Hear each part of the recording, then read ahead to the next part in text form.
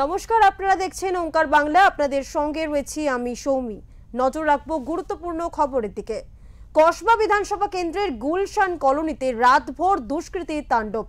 ঘটনা তদন্তে নেমে 4 জন সন্দেহভাজন দুষ্কৃতীকে গ্রেফতার করল পুলিশ। পুলিশ সূত্রের খবর, এন্টালি ও নারকোলডাঙ্গা থানার যৌথ টিম অভিযানে নেমে অস্ত্রসহ 3 জন দুষ্কৃতীকে গ্রেফতার করে। এরা হলো সাজিদ, মধু ও ছোট্ট রাজা। অতীতেও এলাকায় গোলমালের অভিযোগ রয়েছে এই 3 দুষ্কৃতীর বিরুদ্ধে। অন্যদিকে বৃহস্পতিবার রাতের ঘটনায় এলাকায় এখনো আতঙ্কের পরিবেশ।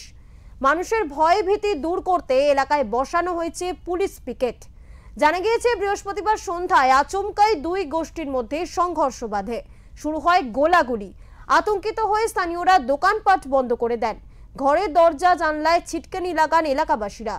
তবে কি কারণে গোলাগুলি চলছে তা এখনো স্পষ্ট নয়। যদিও এলাকার বাসিন্দাদের দাবি রয়েছে, এলাকার দখল নেওয়াকে কেন্দ্র করেই প্রায় 2 গোষ্ঠীর মধ্যে ঝামেলা লেগেই থাকে।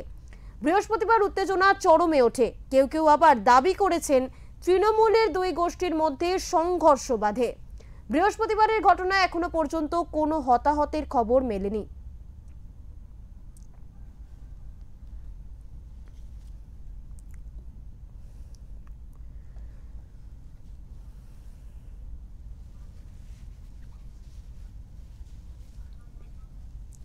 যেমনটা আপনাদের জানিয়ে রাখবো যে কসবা বিধানসভা কেন্দ্রের গুলশান কলোনিতে রাতভর দুষ্কৃতী তাণ্ডব। ঘটনা তদন্তে নেমে 4 জন সন্দেহভাজন দুষ্কৃতীকে গ্রেফতার করল পুলিশ। পুলিশ সূত্রে যেমনটা জানা যাচ্ছে, এন্টালি ও নারকেলডাঙ্গা থানার যৌথ টিম অভিযানে নেমে অস্ত্রসহ 3 দুষ্কৃতীকে গ্রেফতার করে। এরা হলো সাজিদ, মধু ও ছোট্ট রাজা। অতীত এলাকায় গোলমালের অভিযোগ রয়েছে এই 3 দুষ্কৃতীর বিরুদ্ধে। অন্যদিকে বৃহস্পতিবার রাতের ঘটনায় এলাকায় এখনো আতঙ্কের পরিবেশ।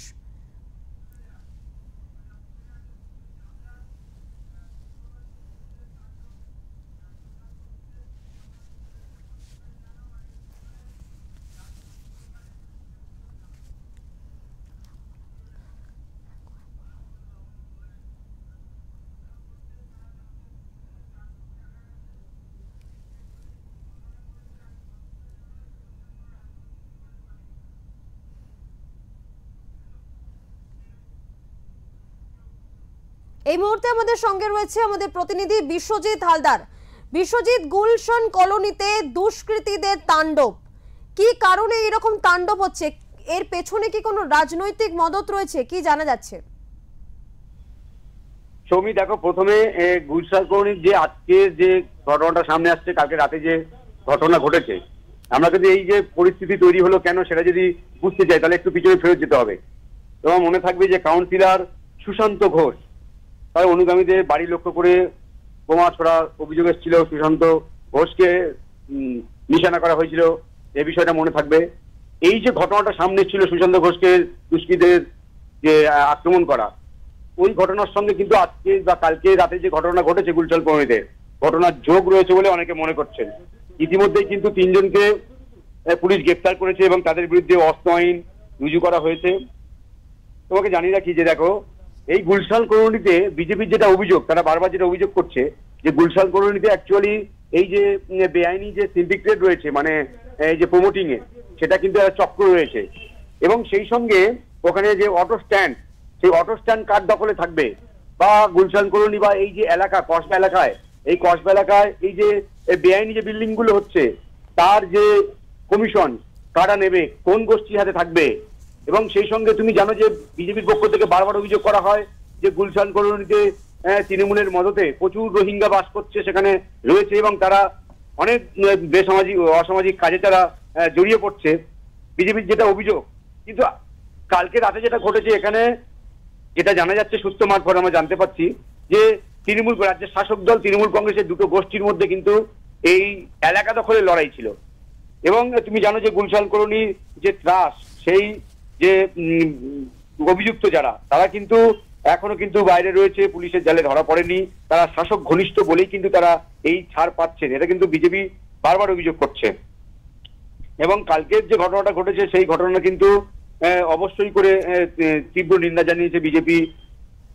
এন্টালি এবং নারকেলডাঙ্গা এলাকা থেকে গ্রেপ্তার করা হয়েছে এই দুষ্কৃতীদেরকে।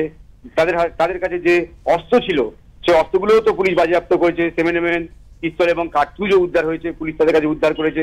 তবে এই মুহূর্তে কিন্তু পরিস্থিতি যেদিকে যাচ্ছে, এখন কিন্তু এলাকা থমথমে রয়েছে, সাধারণ মানুষের চোখে মুখে এখনো আতঙ্ক রয়েছে। কারণ কালকে যে তাণ্ডব চলেছে, যে তাণ্ডবের সিসিটিভি ফুটেজ ইতিমধ্যে কিন্তু প্রকাশ্যে এসছে, আমরা দেখেছি যে দুষ্কৃতীর যে তাণ্ডব, এবং সাধারণ মানুষে এখনো আতঙ্কিত রয়েছে। পুলিশ পিকেট বসানো হয়েছে, পুলিশ রয়েছে। তবে মূল যে সমস্যাটা, যে বেআইনি এই যে নির্মাণ এবং অটো স্ট্যান্ড এবং সেই সঙ্গে এলাকা কার দখলে থাকবে, এই নিয়ে কিন্তু গোষ্ঠীকন্দল। এই যে সমস্যার সমাধান না হলে কিন্তু এই গুলশান পৌরী শান্ত হওয়া খুব সম্ভব নয়, এটা বিজেপির ধারণা। ধন্যবাদ বিশ্বজিৎ।